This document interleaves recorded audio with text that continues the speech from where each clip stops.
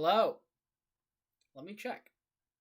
I don't know what's happening. So stream died while I was ranting about Kuma and why I think Vegapunk is gonna tell Dragon how to undo the brainwashing. And so that's where it ended. So I have to pretty much re-go over what I was saying. I think that's what anymore. The Marines don't. He's in your possession. Might as well have your friend back. I'm gonna speed go through everything I already went through when stream died because I don't feel like going through it back over it. Color spread is of film red characters that we are in it. I look forward to it. Zoro's a savage and he rips Caribou a new asshole. They are on the ship in case somebody needs to bail them out of the world government island. They find an escalator. The island. Okay, we're back. I don't know how long we were dead for. Vegapunk calls off the Seraphim because of Frankie's radical beam. They put it together and we get introduced to Wisdom, Pythagoras, who was also going in on the fight, along with Vegapunk Edison for Flare. I was trying to make this comparison when stream died. I think this is going to be very similar to in Full Metal, how Father expelled the 7 deadly sins for the homunculus. I think it's going to be something similar for Vegapunk. He's up in a way, or like being scanned in a way, where each different part of his brain goes to one of the Vegapunks, and that's what their main thing is. That's what it is. That's what I think it is. There's one Vegapunk who eats for all of them, named York, and York then poo-poos and gets thin. We see tummy, me likey. And that is Vegapunk number 6, Dr. Vegapunk York. And then we get introduced to Vegapunk. Says, you must be the Straw Hats. And then the shoes lock them onto the ground that the crew are wearing. I forgot to mention that. They got fancy shoes. Locks them onto the ground. And he asks, do you think this island looks like an island of the future? Frankie goes off like, yeah, of course it does. This is all so cool. And Vegapunk tells him, no.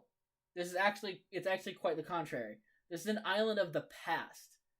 Not unlike Egghead when it comes to technology. A civilization from 900 years ago, in reference to a country that was similar to this. Would you believe me? At the same time, Luffy and his crew stumble across a gigantic, rusty, rundown robot. This means Egghead, even before it was Egghead, was huge into technology. Makes me think that maybe this was the Lost Kingdom, if I remember the name of it correctly. The kingdom that just disappeared. Maybe it wasn't this, and we're actually going to get some exposition on the Void Century, since we have gone a fair bit without it. Another note is that the robot has horns like a giant's helmet, which makes me think that maybe, just maybe, it was either a similar case to Kuma with a giant, or it was an armor for a giant, or it was supposed to fight a giant. These are my ideas. Long story short for this chapter, it was good. A lot of exposition, lots of character introductions for Vegapunks. And I talked about it in the last one. I don't know how much of it got kept. I think I did it before either review. The amount of Vegapunks there are and how quickly we're being introduced to them is my only reason why I have a complaint with these chapters. With all the Vegapunks coming in, it's very confusing and disorienting, hard to navigate which one is which. But yeah, that's it. I think if they weren't introduced as Vegapunk number blank and instead were just introduced as Shaka or Lilith or this or that, I think that'd be a lot better. But that's my thoughts on the chapter. Good setup chapter for whatever's going to happen next, some exposition about the Void Century maybe. I like the dialogue between Zoro and Caribou, how Zoro just does not care about Caribou at all. And the fact that he is there, him and Brooks stayed behind to boot the rest of the crew out of whatever trouble they get into is fucking hilarious, and it's fitting for Zoro. But that's it. Again, I'm trying to end this quickly, so my stream doesn't fucking explode again.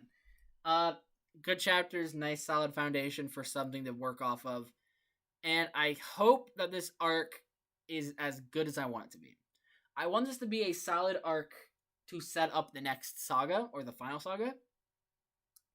Mainly because this is the first arc that I am reading weekly as it starts. A little late because obviously One Piece is how old, but yeah, that's just my thought process. I want this to be a good arc, and I'm sure it will be because Oda doesn't miss as long for arcs since like Long Ring Longland, pretty much. Fishman Island, if you want to get technical about it. Punk Hazard, if you just hate Punk Hazard. I like Punk Hazard. Which is something I really need to do. I need to do an arc tier list and actually talk about why I'm putting things in certain categories. Like, I put Long Ring Longland higher than most people do. Mind you, it is still near the bottom. But I put it higher. But that's it for this short, concise stream just to wrap up this chapter. I would go into my in-depth thoughts, but I kind of ripped both chapters apart at the beginning of the One Piece section. So yeah, this is as the name suggests, part 2. Make sure you watch part 1. I probably should have said at the beginning. Whatever. Until next time, stay safe, have fun, read more manga, and yeah, let's end stream before my laptop ignites on fire and kills